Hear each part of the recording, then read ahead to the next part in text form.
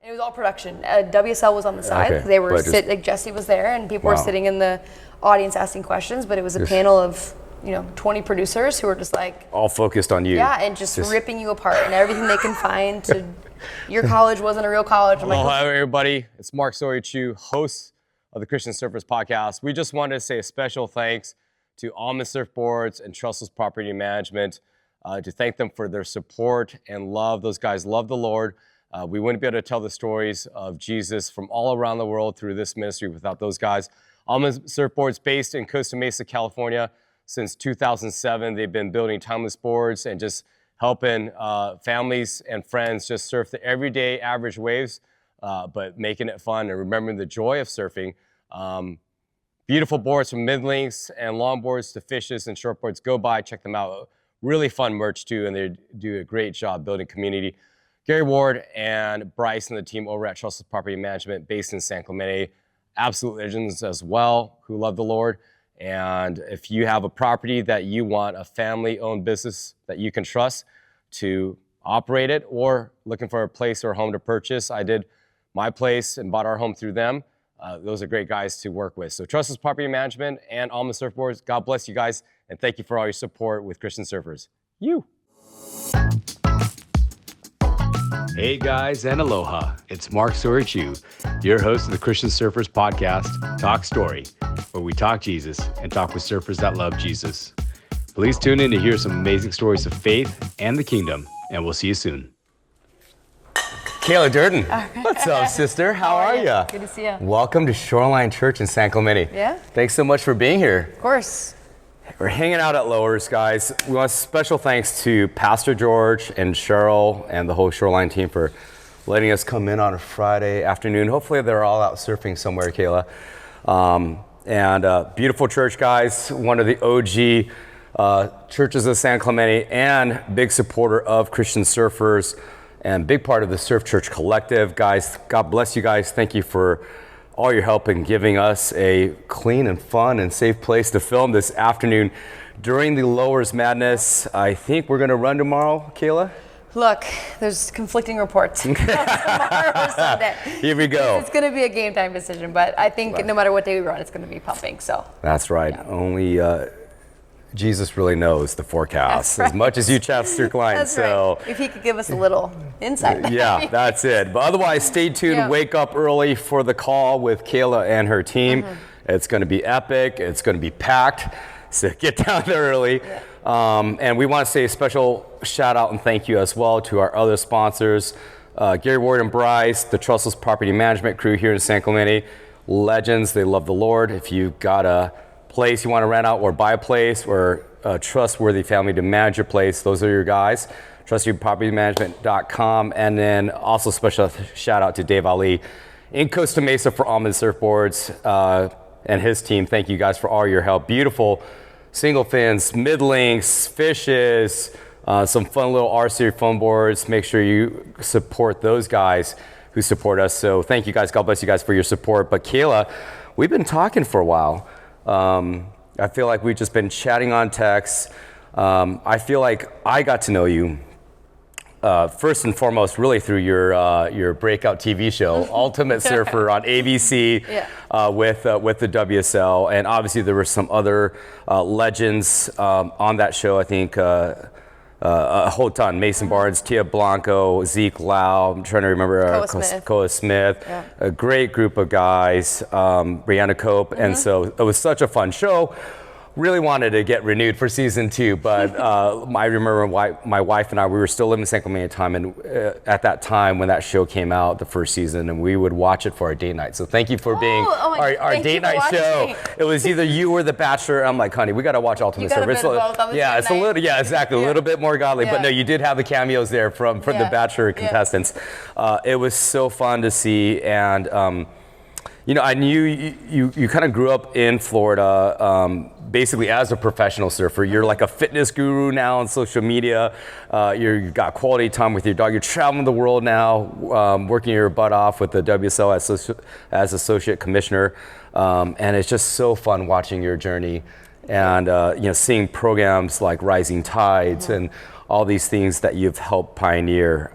It is such a special time for not just professional surfing, but women's surfing, especially, I feel, and especially being a girl dad. And I think you've met my girls. If not, you'll meet them tomorrow, but I'm hoping that they can surf for you one day. But let's go back to the beginning. Born and raised Jacksonville? Yep, born and raised. Yeah, it's an amazing town to be from, big surf town. My whole family's there, and like what a special place to like kind of grow up and like fine tune your skills. And before I even thought about competing, it was just like I fell in love with surfing in a town that highlights surfing. Yeah, you were just a pure rat there. Pure rat, and my dad would drop me off, and it's probably not allowed now, but he dropped me off, and my mom was working, and he would work from home, so he'd be like, all right, you're gonna go surf, come back in a couple hours. And I think like it was in those moments that I was like, wow, like this is so fun. I was able to progress and like had to kind of earn my spot. And I mean, like people still talk about those days, like you had pink ink on your face. When you go back home and they see like, you now. I see you out all the time, and I was like, well, that was my summer. I love it. You're going out, so. The world is so different now. So many things that are illegal that weren't in the 80s or 90s. I don't think you can drop your kids off anymore. Yeah, but I love that. That was like, that was the school of hard knocks, and you earned your place in the lineup. Were there, I know Karina Petroni probably, was she the first girl from Jax on tour? Karina was the first girl on Jax on tour, and then you had Molly Miller, who was the first girl who was actually on TV. She went on MTV Surf Girls. Wow, from Jax. From Jacksonville, and I think it was those two that I was like, I want to mix the both. I want to do something that they both done. Because you were the generation behind them. Below, and like it was such a big age difference that we really weren't that connected. Like I knew Karina, I knew of her. I'm not sure she knew of me at the time. Yeah. We're very well connected now. But which I was going to say, she knows you now. I was like, in that moment, I was like, I just want to be just like you. And like Molly, I watched on TV, and I think I was like, I took a photo with her at a surf contest, and I was like, I hung it up on my wall. Funny fact about Karina, I know her through Matt Katsolas, who is Flagler guy, but now in Jacksonville. She was in the very first Christian Surfers Bible, which I think had like an orange cover. We have like the latest edition here, which is I think the fourth one, but she was in that first one. And then Justin Quintal, right, on the longboard side, right, on the men's side. Yeah. So I love it. Jackson, and I'm only living an hour south of you. Now we kind of traded places. You live out here now. I moved over there through CJ Hobgood. And so you kind of got your start there. Were you slugging it out on the QS and just kind of trying to qualify for the tour? Yeah, I think my progression to pro surfing was a lot later than most. My parents were very adamant that I was going to go to school, which I, maybe at the time kicked back a little bit on, but I went to a great job, really nice Mom and Dad. Private, Christian school in Jacksonville that I went through, played basketball, kind of thought I might play basketball instead. For collegiate level? Yeah, I was going to maybe stop surfing. I was like, this is really fun. I enjoyed it. I think the balance of the two kind of kept my love for both. Interesting. So then I went to college. In Florida, they really kind of make it really easy to go to college between Bright Futures and Florida Prepaid, and I had a full ride to school, so I actually made money going to college. A lot more affordable out there for university. A lot more affordable. So for me, it was, I went to high school, I always competed. I competed a little bit in pro in college, and then I graduated in December. NSSA? In SSAs, and then I did some juniors, but then it's just kind of school. And then I graduated in December 2015, and then I took off to Australia on the QS in 2016.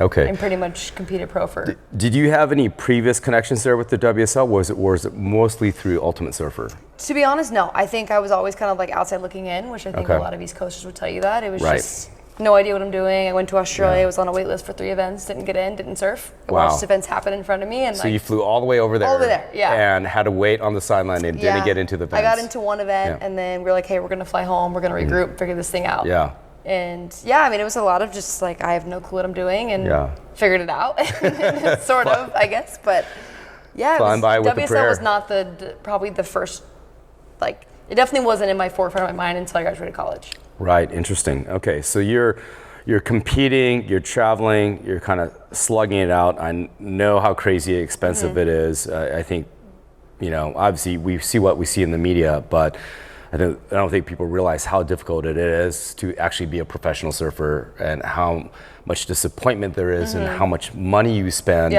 I think we, like everything else in social media, you see the best of the glitz and glamour, but it is a really difficult life. You're constantly away from your family, right? Constantly living in a suitcase, constantly jet lagged.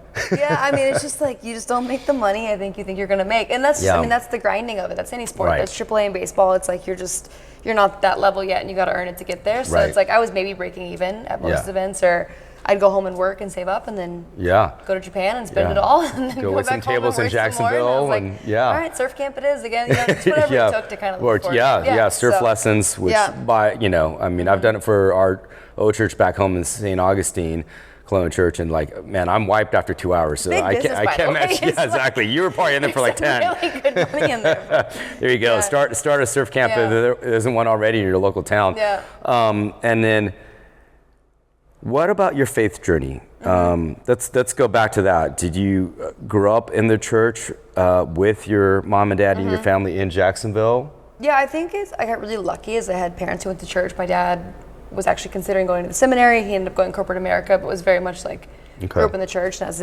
my mom, I think, went into the church later on in life, and their marriage was a Christ-centered marriage. So we grew up in the church. I grew up always going, and I really didn't know any different. It was all my friends went to church. I went to church. It was just what you did. It was what I did, and I think like I think I used to be like, oh, I don't have this big like testimony to when I found God, but it's like, what a great testimony that I didn't have to. It was like he was just like, I kind of grew up in it, and I found him in that, and I didn't know any different. And I think like you look back and you're like, wow, like my parents did that for me, and it's really special. And I don't think everyone gets that.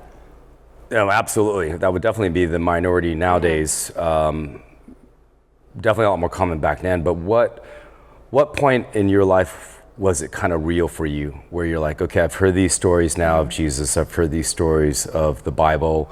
When did it kind of that idea or that notion of like a personal Lord and Savior and needing someone like Jesus in your life or our lives become real to you? Was there a specific moment? Yeah, I think I always knew of him, and I think I've heard pastors say like, you know, there's a difference in knowing him and knowing of him. And I think I never really separated the two. I was like, oh, of course I know God. I grew up in it. I get it. And then I think it took, when I went to go compete on the QS, I had a pastor call me into a meeting. Him and another pastor like, hey, we want to pray over you. And I was like, oh, wow. Like what I'm about to do is, he's like, I just think you're going to be very tested, and it's going to maybe try you in a way that you're not used to. And for your career as a pro surfer. For my career going into pro surfing, he's like, I just want to make sure that like this is, you know, you find a way to keep Christ at the center. And it's so easy to get lost in what I was doing, and no one else I was competing with believed what I believed in. So there were times that I just felt very on the outside looking in. And I think it was maybe in that moment that I realized I really had to like, either I really believe what I believe or I'm going to let it go type of thing. And I think after talking to a pastor, it was like, okay, this is, you know, I believe in this, and people who are very Christ-centered also believe in what I'm doing and are kind of sending me on my way.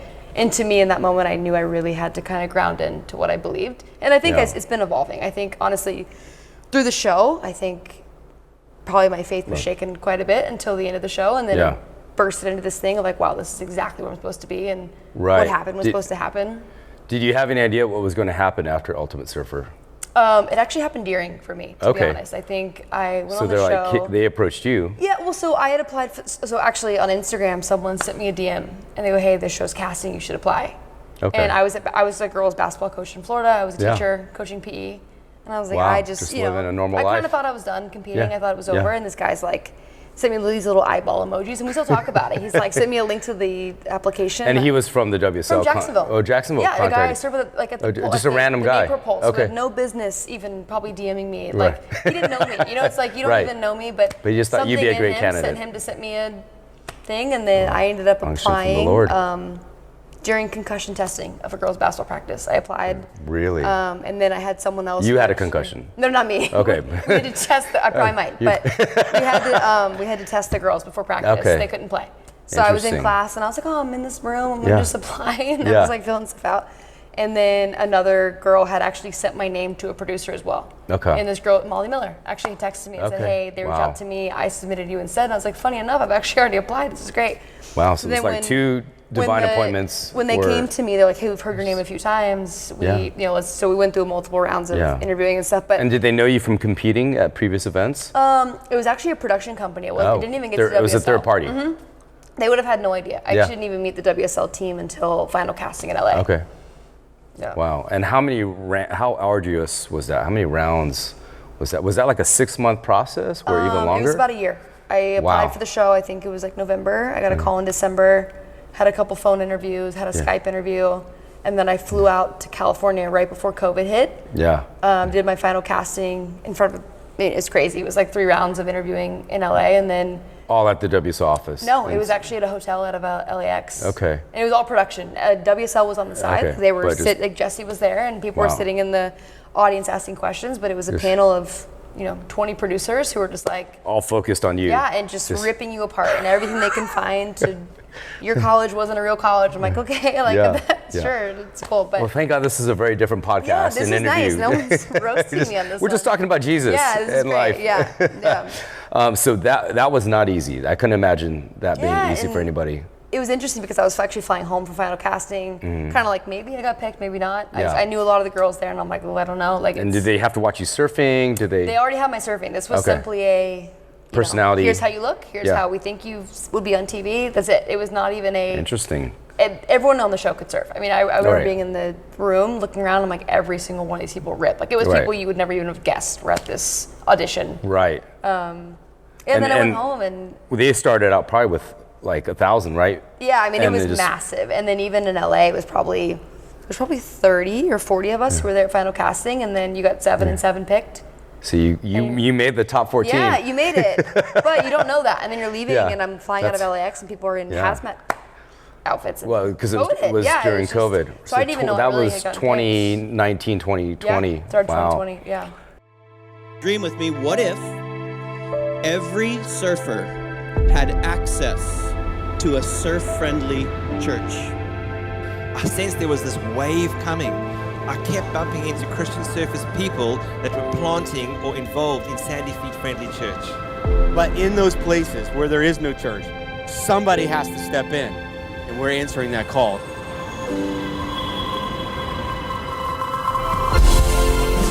This is what's wonderful about pioneering something new. It's what's wonderful about starting a church where there aren't any other Christians. Because I can't do a big flyer run. I don't have any of those options. The only way our church is going to grow is with people getting saved. God's got to turn up and start saving some people. That's his job. All I got to do is just be truthful to who he is, follow him. But he's kind of in the business of turning up and showing off. That's what God loves to do. He's the I am.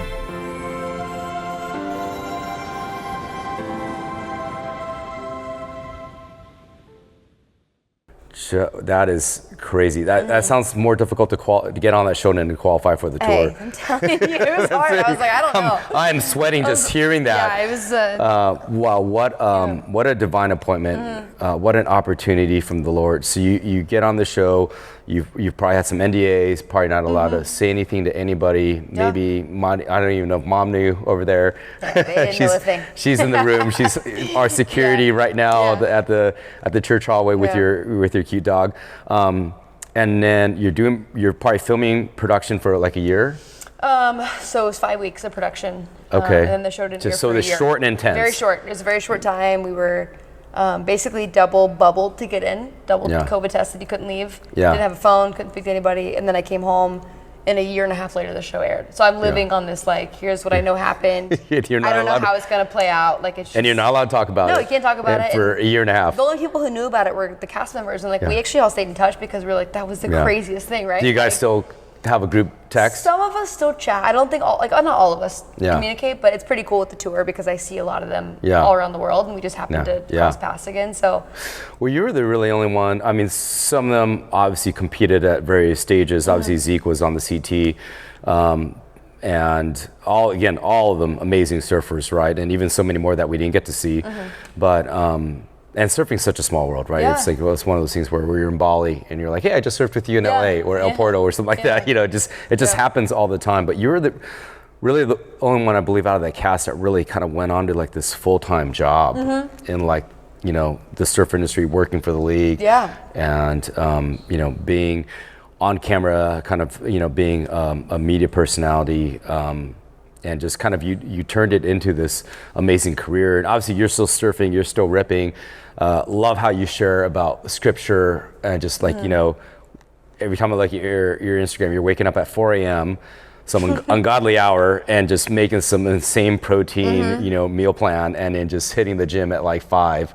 Yeah, there's something not right. This brain of mine. No, that is just dedication and drive, and it's so cool. But I love how you stay just so open about your faith. And so Was it difficult as a believer to, I don't know where everyone else is spiritually, but like, to kind of be in like that intense of a situation, kind of away from family, maybe away from friends, and even just even being a pro surfer before, just traveling right by yourself, unless did you have a group you were traveling with? No, I honestly, I felt like I did everything so backwards in the surfing world. Like to go to college was like, not that, people I competed against didn't go to school, but to be in a physical college, a physical high school, I was I was just so like, I was the anomaly in the sport, and everyone's just like, who are you? Yeah. They already had their crew, they had their sponsors, and I was coming in They pretty had much sponsorless. their posse or entourage. Yeah, and it's weird. You kind of come in, you're like, no one cares who I am. No one cares how I do. Yeah. So it was maybe a bit of that, but yeah, I mean, I knew what I wanted, and I was like, I'll figure it out, and make some friends along the way. But it was definitely a different experience for me than I would argue maybe a lot of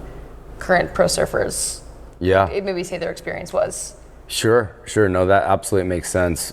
It's that analogy of like, it reminds me of that analogy as we're one fish kind of swimming against the world, and everyone else is going this way, and you're like the one fish going upstream. What's funny is in the moment you're like, why are you not just letting me go surf? Why can't I just go on a surf trip? Right. And then come to find out, it's like my degree mattered, and the speech classes mattered, and it's like all those things that you just like, in the moment I'm questioning, like, why am I doing this? Like I could be doing all these things, and it's like, had I not done the first thing, nothing of what I'm doing now would have been possible. Yeah. But in the moment, I hated it. Not I hated it, but it just felt like I was doing what I wasn't supposed to be. But it's funny, just the way life is just.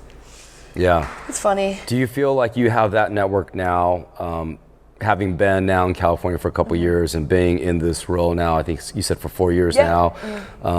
Like, do you feel like you have a fellowship and friend group that? Where you guys have Jesus in common, and you have that accountability, and you have like that, you feel like you have people you can do life with? I think LA's hard. I mean, it definitely was a big transition for me, and like I've kind of found some really Christ-centered churches, and some believers for sure, but like a big crew kind of in the world that I live in is maybe a bit different. Like it's just not the norm, but I'm really centered in a couple really good friends from back home, and you stay really in good touch, family and stuff. So they check in on you. People who hold me very accountable. Who are like, hey. And just making sure you're okay. Yeah. Definitely that for sure. But friends who would call me out for sure, which I think you have to have in your life. People are like, what are you doing? Or that's very unlike you. And so I think for me, when I left, I knew I couldn't bank on like, I'm going to have to do it on my own. I can't. Yeah. So I kind of found some churches, things that have kept me really centered, and was kind of really important, and maybe I lacked for a little bit, but and it's got to be hard because just by nature and default of your job, right? Like you are, I think you just told me earlier, you're leaving for Brazil in a few days. Like you are constantly on the road, very different from like a traditional 9-to-5 job that maybe another family has, where you're going to be at church every Sunday. I mean, you're like almost in a different country every weekend, right? That's is that part of the hardest part for you being like a follower of Christ, like in your career now? Yeah, I mean, I think I crave like the church family and the environment, but I've also realized that I can have church in my room at 5 a.m. It's things like that that you kind of have to be really intentional with your the time. Word of God. You know what I mean? It's like I got my surfer's Bible. It's like at some point you got to kind of take accountability, but it can't be just the doors that save me. And I think that's where I've really found myself in the last couple months. Doesn't matter if I can't go to a physical church. Like I can be in a hotel room before an event starts and be reading scripture or watching the right things or that. So lights went off. Wow, sorry. I'm sorry for it. But yeah, I think it's where you make it, and like you can't depend on that. And like the church is beautiful, and I definitely crave it when I'm gone. But I usually find churches on site as well. There's some always really good churches on events and stuff. So I was just gonna get into that. Actually, Mom, would you mind hitting those switches for us and see if those come back on? Thanks, Mom. Yes, associate producer here, co-producer of the Christian Surfers podcast, Mrs. Durden. So, it was motion center. We just need some motion. Okay. Yeah.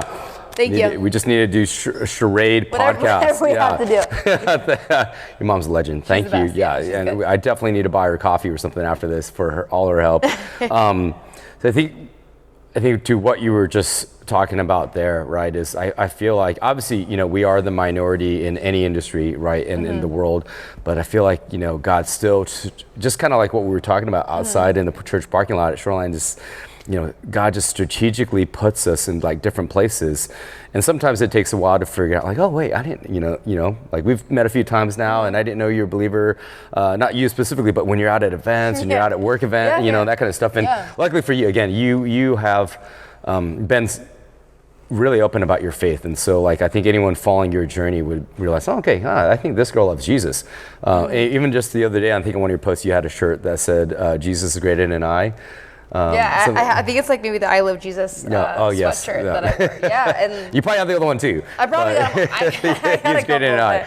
But and I feel like we can kind of like I see you down there and I see your mom down there where we run into like certain like tour athletes or like you said going to church in random places and like on North Shore and Hawaii like oh wait hey good to see you here that's awesome so glad you're here right like you hopefully there's those kind of like encouraging moments where you're running into like an uplifting brother or sister on the road in the middle of Brazil or something like that and like oh wow that is so awesome that we share that in common, which is probably, arguably the most important thing that we can identify with in our lives. And so, you've been such a role model, I know, for my girls. And so for the younger girls, Rising Tides, I mean, that's one of the amazing programs that you're working on as well. We got some big changes coming on the tour next year, right? Yep. And a lot of really good things for women's surfing, not just women's surfing. I mean, I think surfing as a whole is going to benefit from what's coming, but I mean, the whole tour is going to change. I've never seen the tour at this structure. It's going to be all new for me as well. So a lot of transitioning and figuring it out, but I think surfing's in a really good spot, especially women's surfing. And like what you said with Rising Tides, I mean, these young girls the norm for them is not what the norm was for me. And I think pro surfing is an actual job. It's an opportunity. Women are making the same amount of money that men are, if not more. And I think it's exciting. It's giving these girls like, hey, this is what it is, and this is like what your path looks like, which is just, I think for a lot of us, we were kicking and scratching for, can I just get a little bit? Can you just help me afford some food when I go to Japan? Like anything, just whatever. So I'll buy you some sushi, Kayla. Thank you. We're starving over here. I know, sleeping out of your board bag. And I feel like there was some intersections too with you with Christian surfers, like maybe earlier on, or even like when you were younger, or definitely before the current job, is like Jacob Galura in Florida, who is my local chapter leader in St. Augustine, but also on national staff, kind of like Southeast regional coordinator, and then Anna Barron. We were just talking about Anna in the parking lot as well. Former chaplain on the ASP through Christian Surfers, and then Aban, who's on the men's side. We had a couple QS chaplains, and just friends, like Nate Dorman, if you remember him from Myrtle Beach, and then we had a guy named Jeremy Hebetz, and then before Anna, we had Lizelle. But I feel like you've run into some Christian surfers. Did you know about Christian surfers growing up in Florida? I think I'd always heard of it. I want to say I used to surf in this event called Epic. It was a surf ministry event that was in Jacksonville. And that was the event you all competed in, and the church would host a Thursday night event before the event, which again was so cool for our community because like I don't think a lot of surfers went to church. And we all went to a church to celebrate. I went, so I was like, this is great, we're all going to go. But they said a prayer before the event started, and you had every pro in Jacksonville competing in it. I think maybe Christian surfers maybe gave a Bible. I definitely had something from Christian surfers. And then I met Anna on a ESA All-Stars trip. We were in Nicaragua, and her and her husband were there, and just Costa Rica, and they were like doing a Bible study, and I think on the beach or just with the girls in the room, and I think I wasn't even in their space, and I was like, oh man, like what are they doing over there? What are you guys doing? What are you talking about? Can I join? This is mine. But their crew kind of were in it, and it was wonderful. And then I'd kind of when Anna became chaplain, I was like, wow, what an amazing job that you're getting to do that and travel the world. And then we've since stayed in touch since I got my position at WSL, and she's kind of doing her thing. But it's counseling, crazy the way life is just. Like our past kind of moved at different times, but it was just seeing someone like her who was just so sure of her faith and was not ashamed whatsoever to bring it on trips. And I think a lot of people have benefited just from knowing her. And I see the comments she gets on her page from girls on tour, and it's amazing, like the impact she's made. And whether they're believers or not. It doesn't matter. Or it's their like background. She made an impact for sure on people, and she was there for those girls. And there's something to be said about that. And people need that. Like on tour, you're pretty much on your own. I think about these girls a lot. Like you were talking about Not earlier, even just me. I mean, it's like the men, the women. It's like you were on your own probably 10 months out of the year, and like you the need majority, something yeah. to lean into. And I think it's just the fact that she was there, again, believe it or not, it's just she was a friend. She was a friend, yeah. And I think to me that's what Christian service has always been. It's like a safe space for surfers, and serving's the avenue of which we do it together. But 1,000%, that's it. You know, I love one of our mottos and taglines is that you can belong before you believe. You know, and surfing is a tribe, and I love that Christian Surfers Australia, their shirts all say, I found my tribe. At the end of our day as humans, right, you know, we have a God-shaped hole, and we're just looking, you know, for community. We are designed to be in relationship with each other, but that's just a reflection of the relationship that we were meant to have with our Father, our Creator, you know, Jesus. And so I love that you give me goosebumps when you're just sharing that. And Anna, Chuck, if you're watching, we love you guys. God bless you guys. And Anna's good friends with Pastor George, who got us in the church today. And Anna, at one time, I think, did have a place in San Clemente. So, but holding it down, I think, somewhere cold in the Northeast.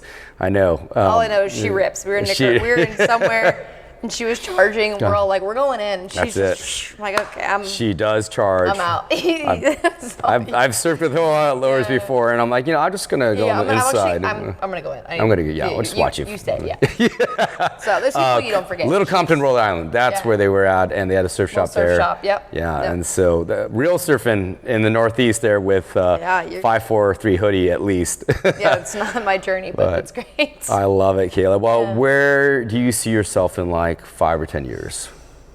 You know what's funny is like I think where I'm at now is probably not where I would have said I was going to be 5 years ago. So it's kind of hard. Like I never would have foreseen a TV show that I applied for the show to be on the tour. I did not apply for the show to be working in the surf industry at all. I moved to California, nor did I ever think I would move from my hometown. So I don't know. I think I was open to what came next. I think I said, like, during the show, I remember I was talking to Anastasia Ashley, who was also a contestant on the show, and we're sitting in the pool, and I remember telling her, like, I think we're waiting. She's also from Florida, Miami, right? She might be from San Clemente, but she's a Florida girl now. Okay. And, I remember we were both just talking, and I was like, I don't know what's going to be different, but I have to go home different. Like, I can't. I was like, something's going to give. I was like, I said, I think I'm done competing. Right. And I knew that in the moment, but I didn't know what that meant. And I came home, and I was teaching. I was coaching girls basketball. I was kind of like, this is cool. Like, I'm helping girls, and hopefully I could be like a mentor one day. And then, funny, I think God laughed at me and was like, that's great. Like, I got some other plans for you. Come on. And, it just, a role came open, and I applied for it, and literally I was hired in a couple weeks, flew to Hawaii, and then my life has been significantly different. It's like, where do I see it in 5 years? I don't know. I think I used to hold so tight onto plans, and I've let go a smidge. Like, I'm ready for what comes next. So it's like, obviously I have ideas, but I mean, you're just gonna, I don't know. I just be open to whatever the Lord has in store. I think I surprised myself over this last 4. So it's like, I don't need to, do what I'm doing, and kind of be in the right space at the right time. And it's so special. It's so cool to watch your journey, Kayla. How can we be praying for you? Obviously, you are welcome. You're such a great friend and ally and sister of Christian surfers anywhere in the world. If Kayla's in town and she's got running an event, go by and see her and just pray with her and maybe bust open the Word of God with her. But how can we be praying for you in this next season?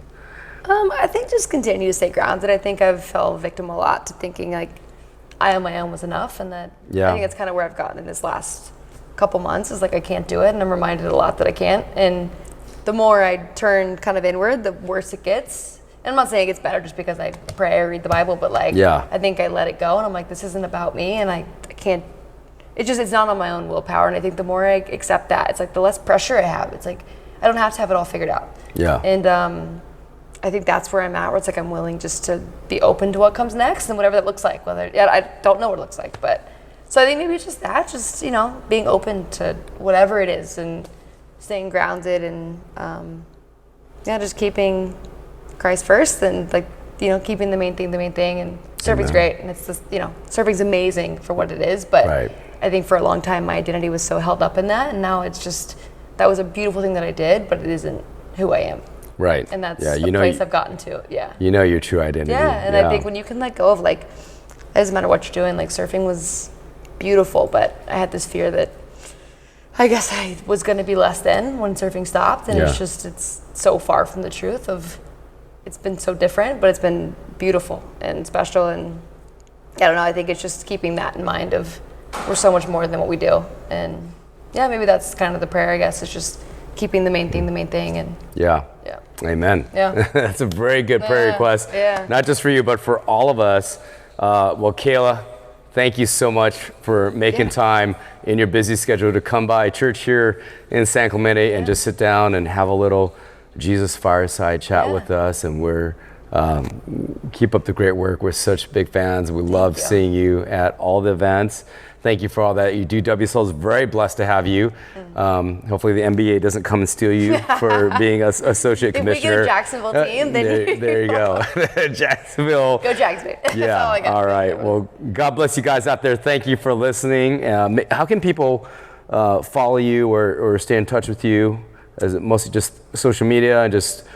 Yeah, I'd say mostly just Instagram. I'm kind of always posting my travels. Honestly, it's just my dog, but if you want to see where I'm at in the world. We love your dog. Your dog's cute. Great, but if you want to see where I'm at in the world and just kind of, I don't know, my whole goal is to be encouraging and positive, and if I can do that, then that's you know, it. If you want to get in shape. Yeah, if you want a virtual trainer. Yeah, we got it all. We're doing it all in one spot, dietitian. So. Motivational speaker. Yeah. Obviously, all the good stuff. Barnabas encouraging you in faith, and you drop a lot of good surf knowledge for especially beginners and people just getting into it and saving. You know, I didn't have anyone do that for me, so I had a lot learned the hard way. Yeah. And I wish I was following you on Instagram when I was like, 20, 25 or whatever, something long time ago learning. But thank you for all that you do. God bless you, Kayla. Thank you. So good to have you on the show. Thanks. Cheers, guys.